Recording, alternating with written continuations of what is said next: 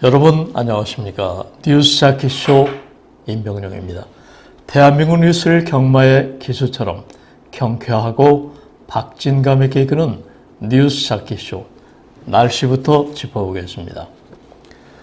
헤르만 헤세는 도서관의 책 한 줄을 더 읽는 것보다 들판에 핀 야생화의 이름 하나를 더 아는 것이 행복하다 그랬습니다. 그리움처럼 가을이 깊어가고 있죠. 이번 한 주 서울 유래탄 중부지방은 대체로 맑은 가운데 주 후반으로 갈수록 낮 기온이 24도가량 유지돼서 지금보다 훨씬 더 선선하겠습니다. 목요일에는 전국적으로 비가 온다는 예보도 나와 있네요. 오늘 서울지방의 낮 최고 기온은 27, 8도가량 되겠습니다. 뉴스 자키쇼 시작하겠습니다. 오늘의 첫 번째 소식입니다. 남북 정상 내일 평양에서 마주 앉는다, 이런 주제입니다. 한반도 평화체제 구축의 중요한 변곡점이 될 2018 평양 남북 정상회담이 내일로 다가왔습니다. 문재인 대통령은 내일 서해측 항로를 통해서 평양을 방문, 김정은 북한 국무위원장과 3차 정상회담 자리에 앉습니다. 문 대통령과 김 위원장의 만남은 4.27, 5.16 판문점 남북정상회담 후 넉 달 만인데요. 특히 이번 회담으로 교착 상태에 빠졌던 북미 간 비핵화 협상이 돌파구를 차리면서 한반도 평화 프로세스에 다시 속도가 붙을지 전 세계의 시선이 쏠려 있습니다. 이번 정상회담에서는 한반도 비핵화 진전 방안이 가장 중요한 의제로 꼽히고 있죠. 6.12 북미 정상회담 이후 구체적인 비핵화 방법론을 둘러싼 북미 간 이견으로 협상의 그간 소강 국면에 접어든 만큼 문 대통령은 양측의 의견을 접근시키기 위한 중재안을 마련해서 김 위원장에게 제시할 것으로 보입니다. 구체적으로는 북한이 요구하는 비핵화 조치의 선행 조건으로서 종전선언, 또 미국이 주장하는 핵리스트 신고 등의 실질적 조치 사이에서 절충점을 찾아내는 빅딜 성사 가능성을 키우는 것이 이번 문 대통령의 커다란 과제로 거론되고 있습니다. 문 대통령은 이와 함께 또 하나의 주요 의제인 남북관계 개선을 위해서 군사적 긴장 완화를 위한 후속 조치, 인적 문화적 교류 방안 등을 폭넓게 점검할 것으로 보입니다. 뉴스 자키쇼 두 번째 소식입니다. 정부, 주택 공급 확대 딜레마에 빠져, 이런 주제입니다. 정부가 주택 공급 딜레마에 빠졌습니다. 딜레마라는 표현은 심리학에서 나오는 용어인데요. 이럴 수도 저럴 수도 없는 어느 쪽에도 비중을 둘 수 없는 그런 곤궁 상태를 얘기하는 것입니다. 이 그린벨트 개발 제한구역 해제 권한을 준 서울시는 해제 반대 입장을 굽히지 않고 있고 재개발 재건축 규제를 풀자니 단기 집값 급등 같은 부작용이 우려되는 상황이기 때문입니다. 서울시 관계자는 정부의 그린벨트 해제 요구에 대해서 반대 입장의 변함이 없다고 거듭 확인했습니다. 진성준 서울시 정무부시장도 14일 언론 인터뷰에서 공급이 중요하지 그린벨트 해제를 반드시 해야 하는 것은 아니다.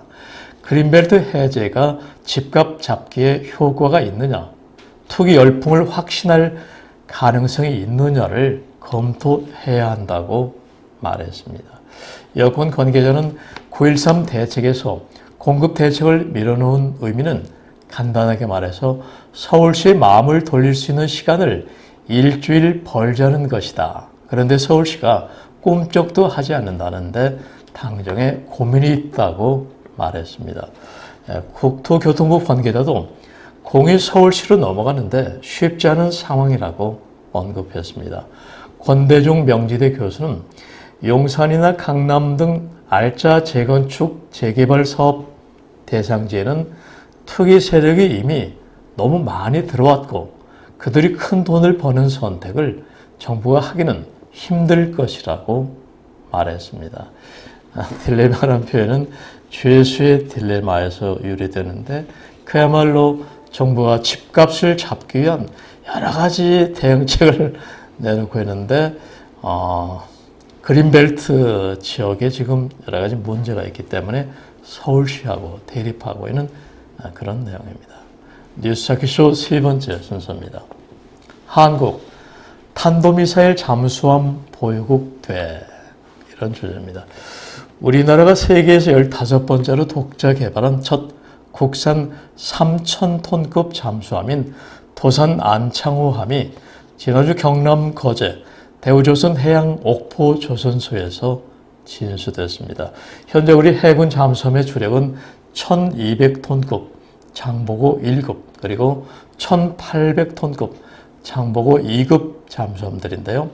언론에 처음 공개된 도산 안창호함은 우리 잠수함 중 처음으로 수직 발사관 6기를 장착했습니다. 잠수함에 탄도미사일을 장착한 도산 안창호함은 최대 사거리 1000km 잠대지 순항 미사일인데 이 해성3은 물론 현재 개발 중인 잠수함 발사 탄도미사일도 장착할 수 있어서 기존 잠수함들에 비해서 강력한 대북 타격력을 갖고 있습니다.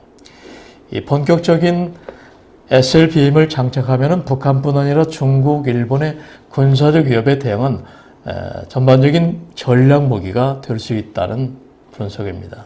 14일 진수식에는 문재인 대통령, 송영무 국방장관 등 군 수뇌부, 또 방위산업체 관계자들이 참석한 가운데 개최됐습니다. 문 대통령은 이날 축사를 통해서 힘을 통한 평화는 우리 정부가 추구하는 흔들림 없는 안보 전략이다. 강한 군과 또 국방력이 함께해야 평화로 가는 우리의 길은 멈추지 않을 것이라고 강조했습니다. 도산 안창호함은 시험 평가를 거쳐서 2020년 12월 해군에 인도된 후에 전력화 과정을 거쳐 2022년 1월에 실전 배치됩니다. 뉴스타키쇼 네 번째 순서입니다. 북일 대화, 남북 정상회담 가치 높일 것, 이런 주제입니다. 청와대는 내일부터 20일까지 열리는 문재인 대통령과 김정은 북한 국무위원장 간의 세 번째 남북 정상회담을 계기로 북한 측에 일본과의 정상회담 개최를 촉구할 방침이라고 일본 아사히 신문이 보도했습니다. 아사히는 남북관계 소식통을 인용한 서울발 기사에서 한국 정부는 일본과 북한과의 대화가 본격화돼야 북한의 핵미사일 개발 등에 따른 국제사회 제재도 완화될 것이라고 판단하고 있다고 이같이 전했습니다. 이와 함께 서훈 국가정보원장도 한국 정부 특사단의 일원으로 지난 5일 평양을 방문했을 당시 북한 측의 북일 정상회담 개최를 요구하면서 특히 납북 일본인 문제에 대해서 일본과 북한이 직접 협상해야 한다고 말했다고 언급했습니다. 이와 관련해서 아베 신조 일본 총리도 지난 10일 일본을 찾은 서 원장으로부터 방북 결과에 대한 설명을 듣고 김정은과 직접 만날 용의가 있다고 밝힌 바 있습니다. 이번에는 뉴스 제목의 힘, 제목 뉴스 1, 2, 3, 4, 5입니다. 본문에서 다 짚어드리지 못한 비중이 큰 뉴스를 제목을 통해 짚어보는 헤드라인 뉴스죠. 먼저 대북 체제로 경협 불가능한데 4대 그룹 내일 문 대통령과 방북. 네. 비핵화 문제를 실제적으로 풀 수 있느냐 주저앉느냐 이런 커다란 문제가 걸린 정상회담인데 경제단체를 지나치게 많이 데리고 간다 이런 그 지적들도 지금 나오고 있어요. 그런 얘기입니다. 두 번째, DJ 방북 때 김정일처럼 김정은도 평양공항 마중 나올 듯. 다음, 문 대통령과 김정은 평양 만남 생중계. 그리고 청와대 미 매체 VOA에 돌연 나가라. 청와대가 조금 우리에게 비우호적인 보도를 했던 미국의 VOA, 미국의 소리방송에게 나가라는 그런 기사입니다. 다음은 유엔 대북 제재, 석유, 무기, 금융 모두 뚫렸다. 다음, 일시적 2주택도 종부세 부과, 1주택자 갈아타기 막막. 끝으로 알바도 인맥 없으면 힘들어.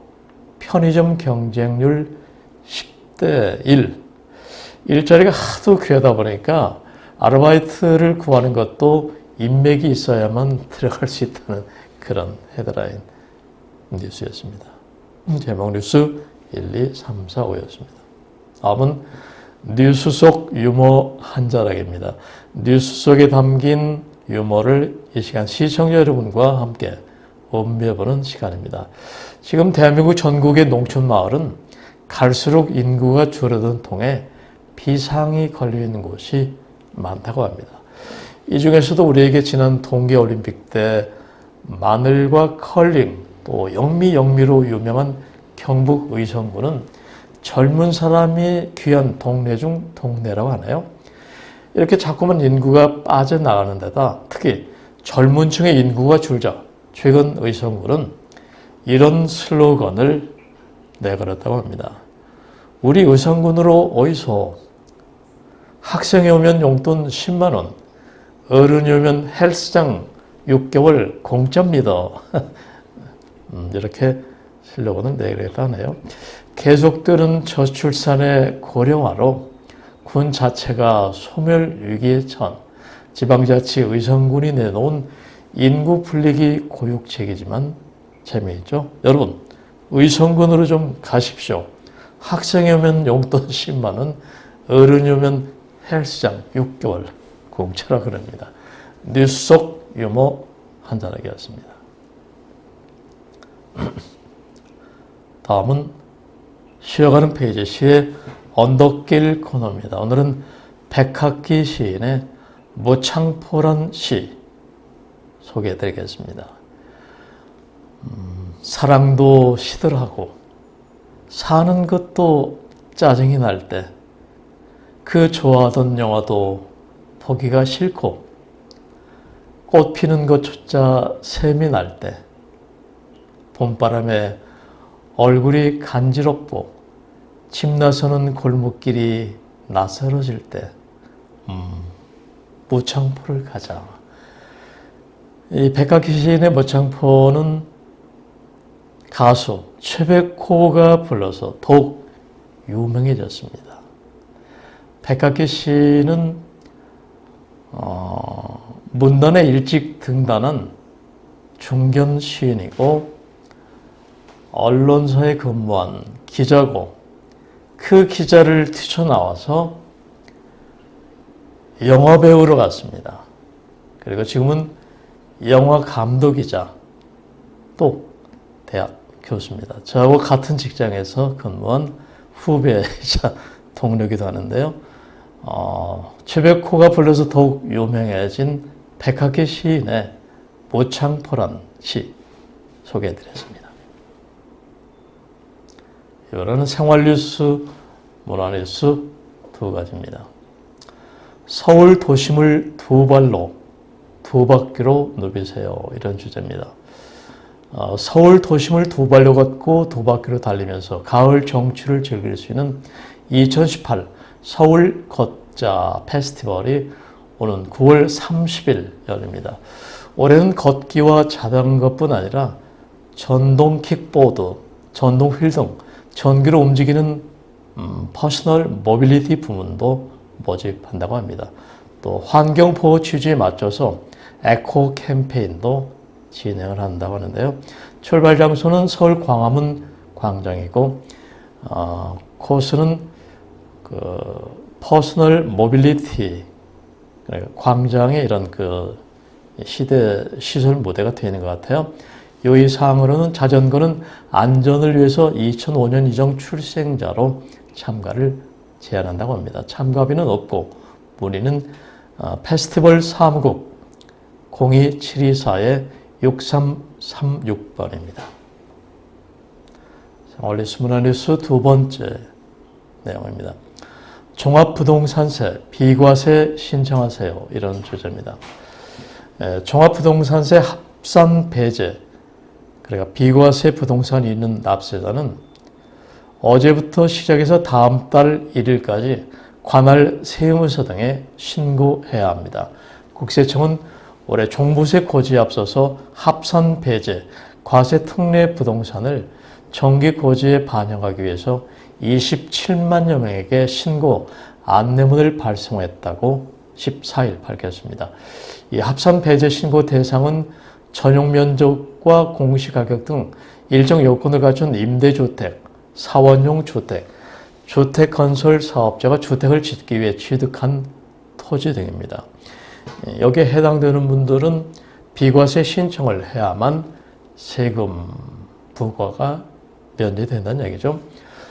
올해 4월 이후 등록한 매입 임대주택은 8년 이상 장기 임대 등록한 6억 원 이하 주택이 합산 배제 대상입니다.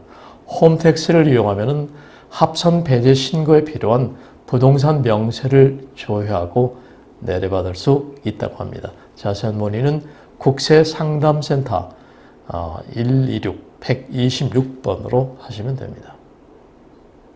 뉴스자키쇼 이제 마무리 순서입니다. 우리에게 국민의사로 잘 알려진 정신진경과 이시영 박사는 아침에 일어나면 먼저 발을 주무른다고 합니다. 그러면서 자신의 몸에 감사하다는 인사를 건넨다고 하나요? 수고했다, 감사하다, 오늘도 여유를 가지고 조심할게, 잘 부탁해. 발을 주무르면서 자신의 몸에 이렇게 감사 인사, 부탁한다는 인사를 한다는 얘기죠. 금년 84살인 이 박사는 평생 건강의 비결을 규칙적인 생활에 방점을 두었는데요.